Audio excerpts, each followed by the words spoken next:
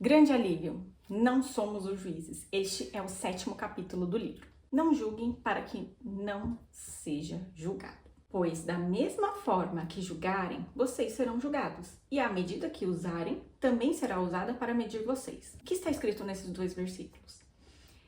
Que quando a gente julga alguém, nós estamos julgando pela nossa perspectiva. E nós estamos falando ali o que é certo e o que é errado. Então, se nós sabemos o que é certo e o que é errado, por que nós vamos fazer aquela mesma coisa? Ou seja, nós já julgamos. Então, é nessa medida que nós seremos julgados. Porque se nós temos autoridade, se nós achamos que temos sabedoria para julgar, nós também temos certeza do que é para fazer ou não. Julgar, condenar, castigar ou levar a juízo. Quando nós julgamos o outro, estamos colocando a nossa perspectiva, em pessoas que não tiveram o mesmo conhecimento que a gente, não tiveram a mesma educação, são pessoas diferentes. Então, só daí a gente já pode ver que é injusto. O julgamento também é uma tentativa de absorver a nossa culpa. E como isso? Quando eu julgo o outro, eu estou jogando, o que o outro faz de errado. Talvez seja uma forma de eu não ver o que eu faço de errado. Faz sentido para vocês? A Lisa usa não julgar pessoas, externas, erros externos, alguém na rede social. Não. Ela usa uma forma mais íntima, que às vezes a gente não percebe que a gente está julgando dentro do nosso casamento.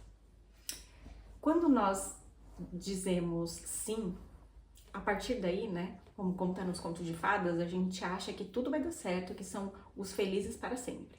Não, mas a partir do sim, que as coisas começam a se complicar. Porque a partir do sim, que nós decidimos dividir a nossa vida com alguém que não é igual a gente. Até pode ter, coisas muito parecidas, mas não é igual a gente, não pensa como a gente. Então isso é um grande desafio, porque você tem que dividir momentos bons, momentos ruins, adversidades financeiras, tudo, na saúde, na doença, na alegria e na tristeza. E é aí que a gente sente que a gente pode julgar o outro, não por uma maldade, talvez, mas como uma forma de querer o bem da outra pessoa. E são nesses momentos adversos que nós achamos que nós temos total poder de julgar a outra pessoa, de colocar nas costas da outra pessoa todos os erros que acontecem e muitas vezes não enxergar o nosso, tirar das nossas costas e colocar nas costas do outro. Por que você repara no cisco que está no olho do seu irmão e não se dá conta da viga que tem no seu próprio olho? Também está lá em Mateus. O que acontece aqui? A gente aponta o erro da outra pessoa, mas existem muitos erros na gente. Um dia em uma oração, Deus me mostrou como que eu estava sendo egoísta e julgando o Rodrigo pela minha perspectiva. Eu e o Rodrigo, nós temos muitas coisas em comuns. A gente tem o mesmo gosto, a gente gosta de comer as mesmas coisas. A gente muitas vezes tem os mesmos pensamentos, mas nós somos pessoas totalmente diferentes. E a minha oração, ainda mais na hora da raiva, você quando você tá brigada com seu marido, eu falava assim: Deus, faz isso com o Rodrigo, faz isso com o Rodrigo, faz isso com o Rodrigo, faz isso pelo Rodrigo, faz o Rodrigo ver isso, faz não sei o que, sei lá. Mas peraí, o que eu tava fazendo? Eu tava pedindo pra Deus fazer coisas que eu acho que era melhor para o Rodrigo, porque eu achava que eu conhecia o Rodrigo melhor que ele ou Deus, talvez? Sim. Essa era a minha oração egoísta. E neste momento onde Deus me mostrou que eu estava sendo egoísta, eu mudei a minha oração.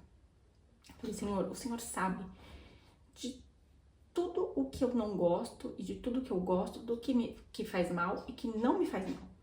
Então eu peço para que o Senhor direcione o Rodrigo da forma que o Senhor quiser. Que o Senhor haja na vida do Rodrigo e que a sua vontade prevaleça. Aqui nós estamos falando no livro sobre ira.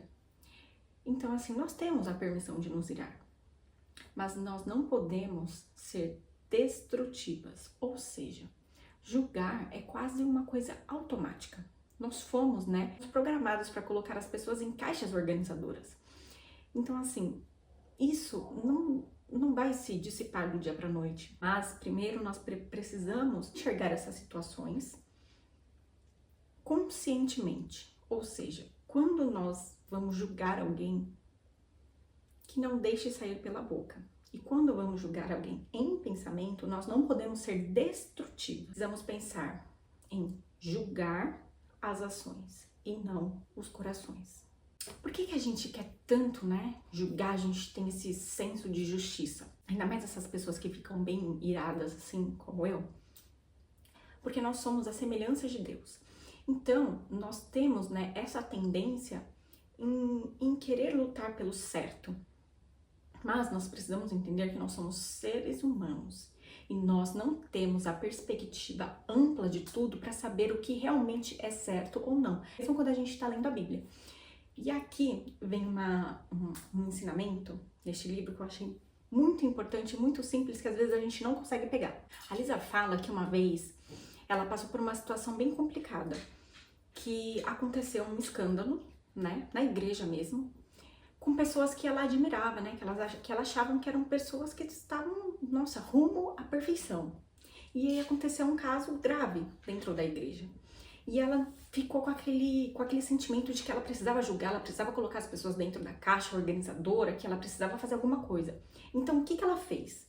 Ela ficou quieta e ela escreveu uma carta para um pastor que ela achava mais sábio do que ela, sem dar nomes, escreveu toda a situação. E o pastor respondeu para ela: olha, essa situação é realmente difícil, mas ainda bem que não sou eu que vou julgar isso.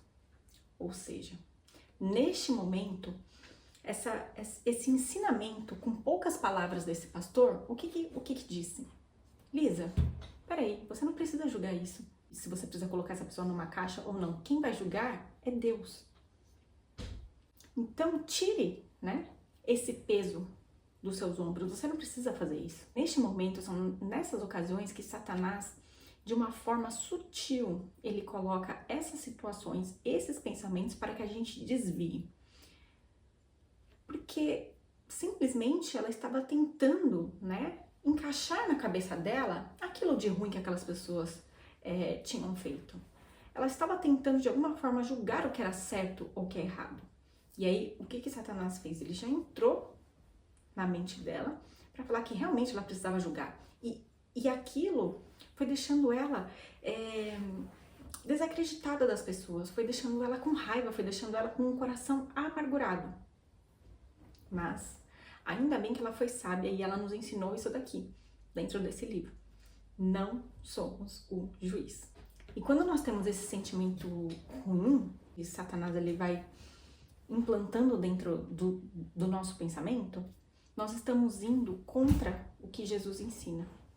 Porque Jesus, mesmo como a gente começou o capítulo, ele fala que não é para julgarmos os outros. Então, se dentro da sua cabeça, a todo momento você fica falando, preciso julgar essa situação, você não é o juiz. Não faça isso. Você está indo contra o que Jesus nos ensina. Eu sei que é muito difícil. E é um treinamento também. Mas, aos poucos, com sabedoria, pedindo sabedoria para Deus, nós iremos conseguir. O melhor testemunho que podemos dar é caminhar em amor e perdão, sem impor nossos direitos sobre outras pessoas. Isso só acontece quando permitimos que o Espírito Santo intervenha em nosso favor e nos arrependemos da tendência de elevar a nossa posição de juízes. Não somos juízes. Até o próximo capítulo.